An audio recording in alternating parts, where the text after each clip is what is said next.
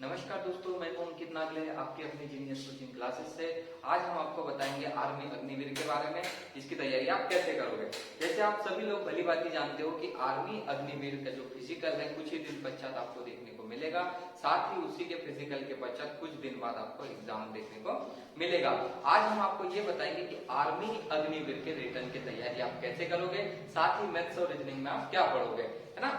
हम आपसे थोड़ा सा बात करेंगे, जिस तरीके से आर्मी अग्निवीर के लिए फिजिकल जरूरी है उतना ही जरूरी आपके लिए होता है रिटन एग्जाम की तैयारी करना, है ना।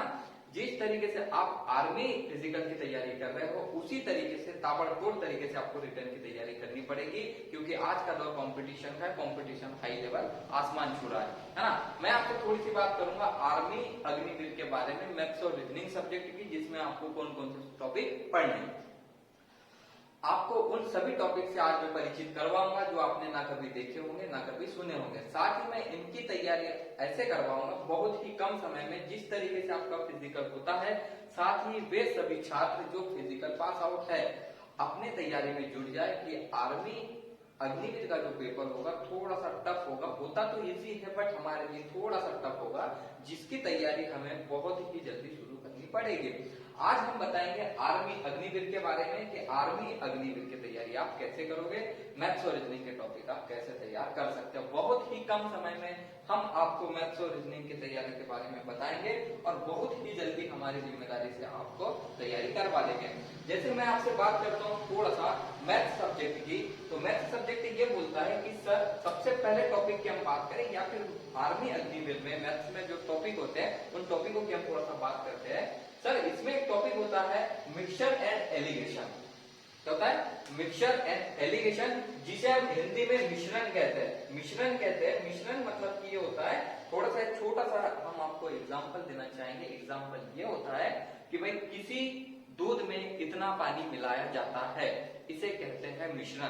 तो एक टॉपिक ऐसा होता है कि किसी चीज में हो सकता है आप एल्कोहल में पानी मिला रहे हो, दूध में पानी मिला रहे हो, किसी चीज में आप पानी मिला रहे हो, कहने का मतलब मिश्रण इसे कहा जाता है। दूसरा टॉपिक आता है पाइप एंड सिस्टम, जिसे हम कहते हैं नल एवं टंकी, जिसे हम कहते हैं नल और टंकी। इस टॉपिक से भी एग्जाम में काफी क्वेश्चन देखने को मिलते हैं, जो कि बहुत इंपॉर्टेंट होता है। उसके बाद आता है स्पीड, टाइम एंड डिस्टेंस, जिसे हम हिंदी में कहते हैं चाल, समय, दूरी। आप सभी इंग्लिश से थोड़ा सा परिचित नहीं हो, है ना, तो हम हिंदी में भी नाम लिख दे रहे हैं, तो आप थोड़ा देखिएगा कि स्पीड, टाइम, डिस्टेंस, जो कि आपके अग्निवीर के लिए नहीं, साथ में आपके सभी एग्जाम के पॉइंट ऑफ व्यू से इंपॉर्टेंट है।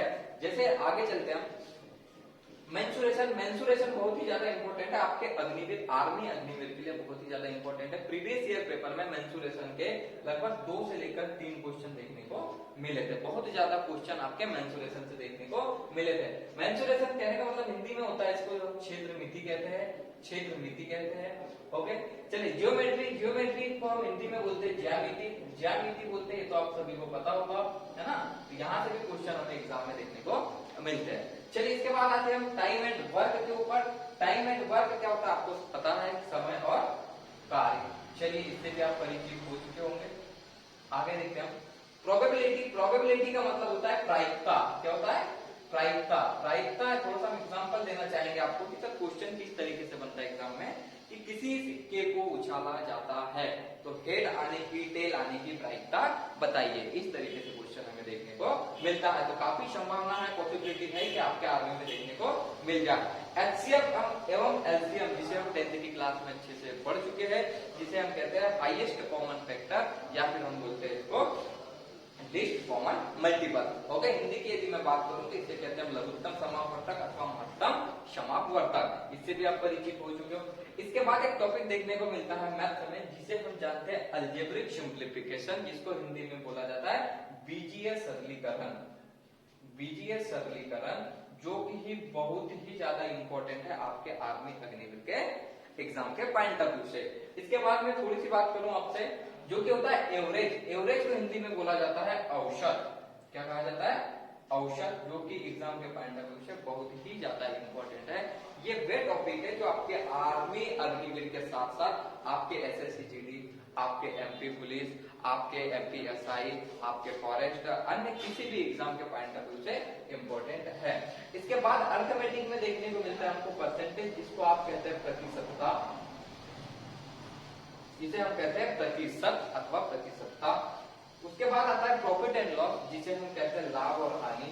बहुत ही ज्यादा इंपॉर्टेंट टॉपिक है लाभ और हानि, जो कि हर एग्जाम में यहाँ से क्वेश्चन देखने को मिलता है।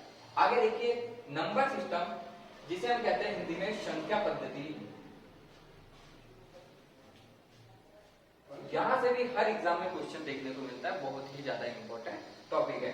इसके बाद आता है CINSI, जिसे हम कहते हैं साधारण ब्याज,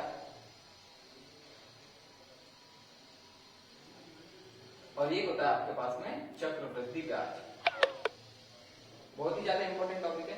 उसके बाद आता है रेशो एंड प्रोपोर्शनल, जिसका मतलब होता है हिंदी में अनुपात और समानुपात। अनुपात समानुपात, बहुत ही ज्यादा क्वेश्चन यहाँ देखने को मिलते हैं। उसके बाद आता है पार्टनरशिप, जिसे हम कहते हैं साझेदारी।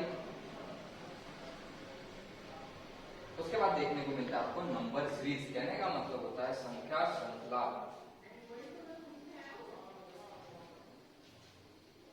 ये वे सभी टॉपिक है जो कि एग्जाम के पॉइंट ऑफ व्यू से इंपॉर्टेंट है, जो कि मैथ्स सब्जेक्ट के है।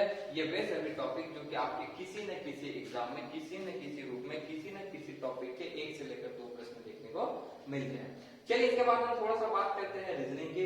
रीजनिंग भी जो सब्जेक्ट होता है रीजनिंग की, रीजनिंग के कौन कौन से टॉपिक जो कि आपके एग्जाम के पॉइंट ऑफ व्यू से बेहद इंपॉर्टेंट है।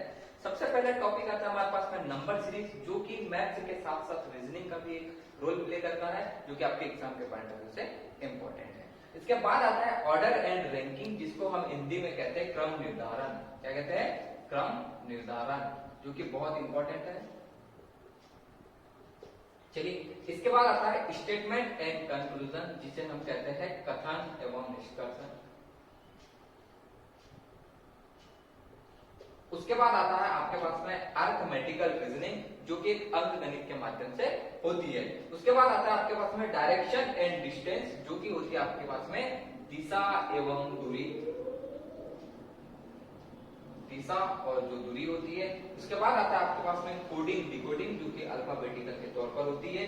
उसके बाद आता है आपके पास में क्लॉक एंड कैलेंडर, जो कि जिसे हम घड़ी और कैलेंडर कहते हैं। उसके बाद में आता है मिसिंग नंबर, कहने का मतलब कि आपको कोई नंबर दिए जाएंगे और उसमें से आपको मिसिंग नंबर चुनना है कि वे कौन सा नंबर हमारे पास अवेलेबल नहीं है। उसके बाद आता है वेन डायग्राम। वेन डायग्राम करने का मतलब होता है वेन आलेख, वेन आलेख। चलिए उसके बाद आता है आपके पास में सीटिंग अरेंजमेंट, जिसे हम कहते हैं बैठक व्यवस्था।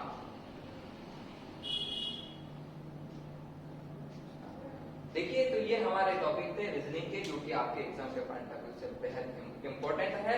और मैं उन सभी दोस्तों भाइयों से कहना चाहूंगा, जिन भी स्टूडेंट का आपका फिजिकल पास आउट हो चुके हो, आपका फिजिकल निकल चुका हो, अपनी तैयारी में लग जाइए, है ना। और साथ ही हम आपको 30 से 40 दिन के भीतर आपका मैथ्स और रीजनिंग का सिलेबस कंप्लीट करवा देंगे, जो कि बहुत ही इंपॉर्टेंट होगा, इंपॉर्टेंट रोल प्ले करवाएगा। और साथ ही आपके एग्जाम में हम आपको सिलेक्शन दिलवाएंगे। बहुत ही कम समय में आपको मैथ्स और रीजनिंग सिखाई जाएगी। कम समय में मैथ्स कैसे की जाती है वो बताया जाएगा। आपको ये बताया जाएगा कि कौन कौन से टॉपिक आपके आर्मी के लिए इंपॉर्टेंट है, उन टॉपिक के ऊपर थोड़ा सा ज्यादा फोकस किया जाएगा। वे सभी छात्र जो कोचिंग क्लासेस के साथ जुड़ना चाहते हैं, कृपया हमसे संपर्क करिएगा और हमारे चैनल को लाइक करिए, सब्सक्राइब